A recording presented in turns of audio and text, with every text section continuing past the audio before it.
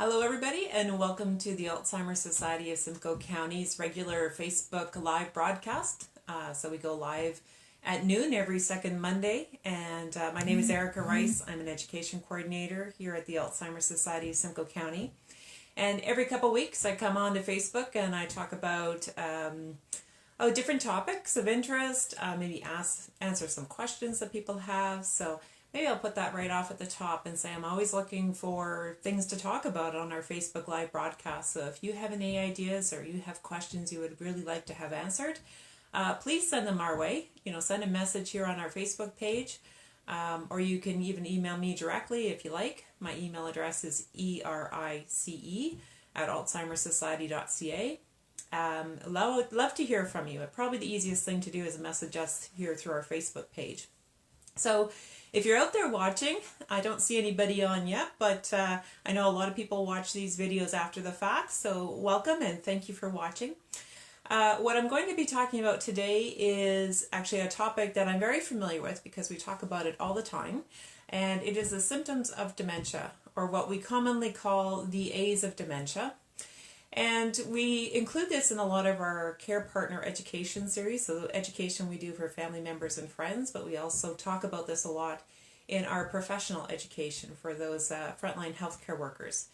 And so I wanted to go through what we call the 8 A's today for you, and this is just a very high-level overview of the A's. But when we're talking about supporting somebody living with dementia, I always say to family, this is the grounding knowledge. If you're supporting somebody, it's really understanding what the symptoms are, because if you're living with brain change, you have a disease like Alzheimer's disease or maybe vascular changes from vascular dementia, it results in change in ability. And so when we're looking at the brain change, it's understanding how that occurs and what's going on. Because our brain gives us our experience of the world. Our brain allows us to interact with others and understand what other people are saying with us. It allows us to understand what's going on in our environment. And so when we're living with these changes in our brain, it changes our experience of the world. And so as somebody who's supporting a person living with dementia, it's really important to understand what those changes can be. And so that's what I'll be talking about today. And so welcome. I see a couple people joined us, so thank you very much. Feel free to ask your questions along today. Sometimes it takes a little bit of a lag time for your questions to get through to me, but I will be happy to answer any questions that you have when I see them pop up on my screen. I'll have to say, so far doing these Facebook Lives, I haven't gotten any questions during the actual live broadcast itself. So far, but the Q&As have been mainly A's, but I'm happy to answer questions if you send them through my way, and then maybe I can actually be a little bit of a Q&A. So yeah, the 8 A's of dementia. So I'll start with the first one that we talk about most commonly, and that is amnesia. So we talk about memory loss, amnesia, memory loss. A lot of people think about memory as the only symptom or change that occurs when somebody has a disease like Alzheimer's disease, but it's only one of 8 symptoms. And so when you think about memory and how memory works, you think about what we do in our lives. Our brain is always receiving information about what's going on in our environment. We're receiving information through our 5 senses, what we see, what we hear, what we taste, smell, and touch. And our brain consolidates all of this into a memory and stores it away so that you can access that memory again later. This part of the brain is called the hippocampus, and it's actually affected earliest in Alzheimer's disease. So we're starting to see damage in the hippocampus, which means the brain is having trouble actually taking this information and making it stick. That's why we often think about memory loss, because if the brain can't actually record the information, it can't pull it out again later to recall it. So it's like the event never happened. So we start to see people repeating themselves often because they don't remember they've already asked the question or told the story, and so they ask the question or tell the story again. We also see people having trouble learning new skills and tasks because we need a good short-term memory in order to learn new things. What we see as a strength, though, are those memories that their brain has stored from long ago. We think about all the memories we stored throughout our life. In dementia, the oldest memories are the strongest. We'll see people who can recall things in very good detail from their youth, their early adulthood, but they can't remember what just happened a week ago, a month ago. And that is very, very common. Those oldest memories are the strong ones in there. That's a strength, what they still have access to. So there's a lot of memory changes, and of course that results in a lot of change in ability, a lot of change in communication and everything else that we're seeing when we are supporting somebody living with dementia. The next one I want to talk about, the next A, is aphasia. And aphasia is loss of language skill. So again, our brain stores all the words that we use in formal language. So if we have a thought of something we want to express, like what I'm doing right now, my brain has to go into my formal language center and pull out the words that will allow me to express my thoughts to you so that you will understand what I'm talking about. It also allows me to hear words that people are saying to me, also record nonverbal communication as well, and make sense of that message. So language is a very complex brain activity. And again, we're living with brain change if you're living with dementia. So this becomes quite difficult for many people. Some common changes we see in expressive communication. So being able to take our thoughts and express it to someone else. Problems with word finding. We all have problems with word finding, but this becomes more of a regular occurrence in everyday communication. It could also be using words incorrectly and not even realizing that they've been used incorrectly. It could be making up words entirely, having trouble putting the words together in a coherent manner. So the words are correct, but together they don't really make any sense. That kind of rambling speech. So there's a lot of changes. You think about the memory changes. So another thing the brain does when it has memory gaps is it fills in those gaps with other information. And sometimes I'll hear family members say, you know, my spouse or my mother, it seems like she's making up stories. She's recollecting a memory, but I know that it's not true. And this is like almost a survival or preserve mechanism in the brain, that the brain is trying to fill in the gaps with other memories. It could be other memories of things that happened. It could be a TV show that I saw. It could be a dream that they had. And the brain's putting it all together to make a memory. And it's not a conscious thing that's happening. It's just something that the brain does. So it's not really about making up stories. It's what we call confabulation. But we also have to recognize that people have trouble processing language. So as a care partner, there's a lot of things that we can do to enhance the communication, a lot of communication strategies, and probably one of the easiest things and most important things we need to do is slow down and use fewer words. We need to give their brains time to process that information to come up with understanding. So those are only 2 A's of the 8. The next one I want to talk about is praxia. And apraxia is trouble with intentional movement. And our brain tells us how to move. Our brain says we need to stand up, and it tells our body how to stand up or how to put one foot in front of the other. Think about all the movement you have to go through just to get dressed for the day. Buttoning up buttons and tying shoelaces and putting on your shirt and all of that. If the brain's having trouble telling the body how to move, then we can start to have a lot of problems with those personal care activities. And we certainly will start to see that with people living with dementia as well. It's like their brain is having trouble telling the body what it wants it to do. And another part of apraxia is sequencing. There's a sequence to things that we do. Say if we're getting dressed, there could be a sequence. There's a sequence to getting dressed. There's a sequence to making a cup of coffee. There's a sequence to going to the washroom. And the brain can start having trouble with this sequence of things. So that's part of apraxia. The next A I want to talk about is called agnosia.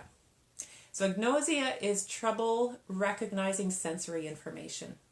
We figure out our external world by receiving information from our 5 senses and making sense of it.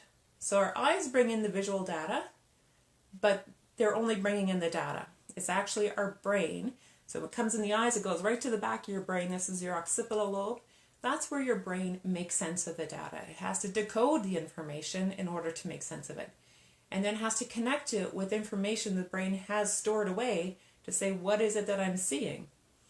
And you think about auditory data. So your ears have to bring in the sound, but then your brain has to make sense of this sound. And when you think about that language ability, if we do all the talking, then the brain has to take in that auditory information and make sense of it. What are these words mean? What's the concept behind it all?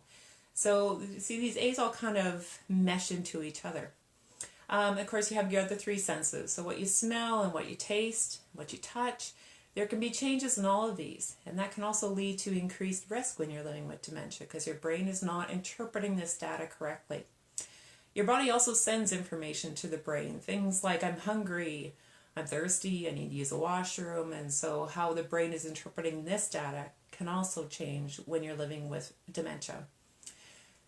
So the next day we're going to talk about is called altered perception, because the brain is receiving this information and it's having trouble interpreting it, but it's always trying to make sense of things. The brain's always trying to do the work that it's supposed to be doing. And so it's struggling to interpret the information correctly, so it follows then that it misperceives it. There's that altered perception. I think something that I see is something else, so I see a pattern on the floor and my brain is telling me that there's holes in the floor that I have to step around. And so I'm busy trying to move around these dark spots on the floor because I think it's a hole. That's very common kind of thing that we see. So there can be a lot of environmental supports to help people living with dementia if we're understanding that their brains are perceiving this information incorrectly. So that's altered perception. The next one is called Anastagnosia, a really long term, but what it means is loss of insight. This is a really hard one for families who are supporting somebody with dementia. They're trying to put strategies in place and using reasoning a lot to communicate why they need the help or why they're no longer able to drive any longer. But if somebody doesn't have the insight, oftentimes they just end up in struggles. And that communication can become very, I want to say conflict, but can be really hard. Because if the brain thinks that if I'm fine, there's no problem, and you keep telling me that there's a problem, then it's going to change the way that we are relating to each other. So communication, when somebody is lacking insight, needs to become very creative and flexible. Care partners need a lot of patience, and like the creativity and flexibility can be very important. So the lack of insight also increases risk, because I don't see that if I do this activity, I might get hurt. I might hurt someone else. Think about how we relate to other people, and empathy, being able to see things from another person's point of view, requires insight. So when somebody's lacking insight, this may not happen either. So there's a lot of things that happen with this anastagnosia, lack of insight. The last two A's I'm going to talk about, the first one is apathy.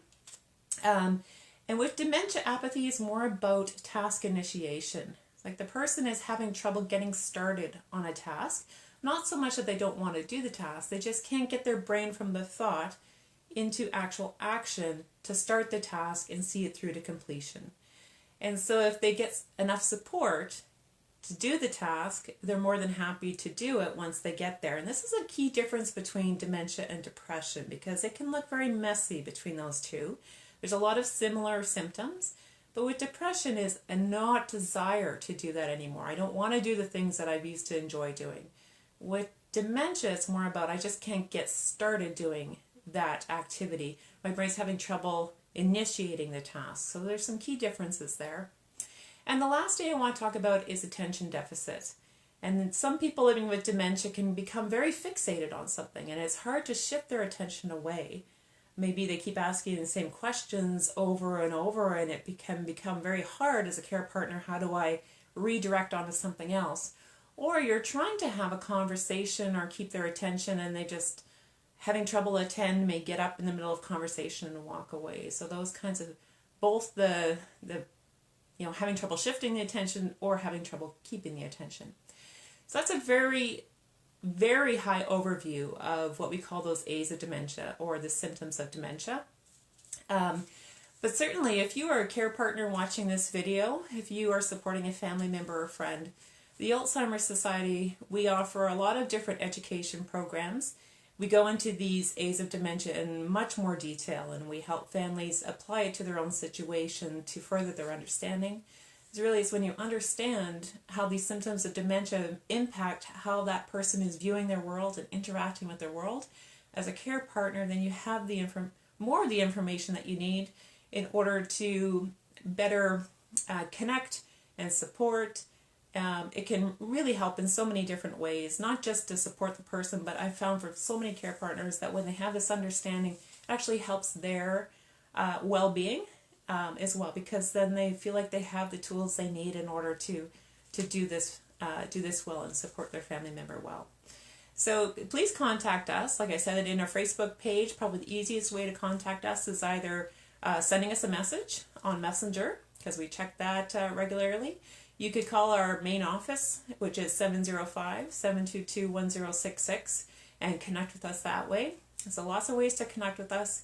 Please do so, and if you think that anybody could benefit from this video, please feel free to share it with them. And I hope that I will see you again 2 Mondays from now. I can't even remember what date that is. Anyway, later March for our next Facebook Live at noon. So 2 Mondays from now, noon, our next Facebook Live broadcast. All right. Thanks, everybody. Thanks for joining.